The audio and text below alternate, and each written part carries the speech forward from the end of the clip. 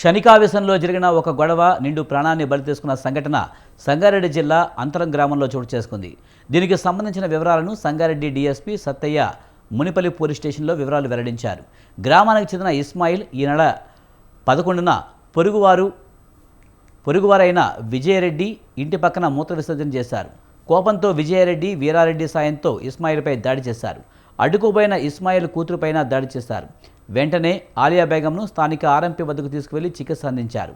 అక్కడి నుంచి సంగారెడ్డిలోని వెల్నెస్ ఆసుపత్రికి తీసుకువెళ్లి చికిత్స అందిస్తుండగా 16వ తేదీన మరణించింది.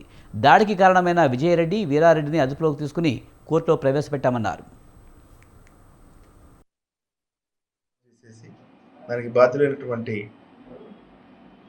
వీరారెడ్డి విజయరెడ్డి అనేటువంటి 17వ తారీఖు నాడు అరెస్ట్ చేసి రిమాండ్కి పంపడం జరిగినది.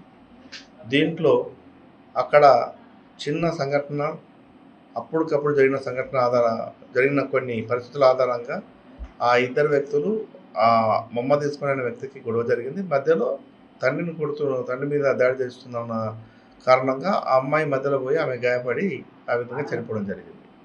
దీంట్లో కొంతమంది ఈ సోషల్ మీడియాలో కొంతమంది వ్యక్తులు విలేజ్లో ఉన్నారు, గుంపులు ఉన్నారు. అక్కడ వాస్తవంగా ఏమైందంటే ఇన్సిడెంటల్లీ ఈ ఫిర్యాదుదారుడు ఒక రిలీజియన్కి సంబంధించిన వ్యక్తి, నేరస్తులు ఇంకో రిలీజియన్కి సంబంధించిన వ్యక్తులుగా కావడం వల్ల అట్లాంటిది ఏమీ లేదు కానీ, అవకాశం లేదు కానీ తాత్కాలికంగా పక్క ఇండ్ల వాళ్ళే అది జరిగిన చిన్న సంఘటన దురదృష్టవశాత్తు జరిగింది.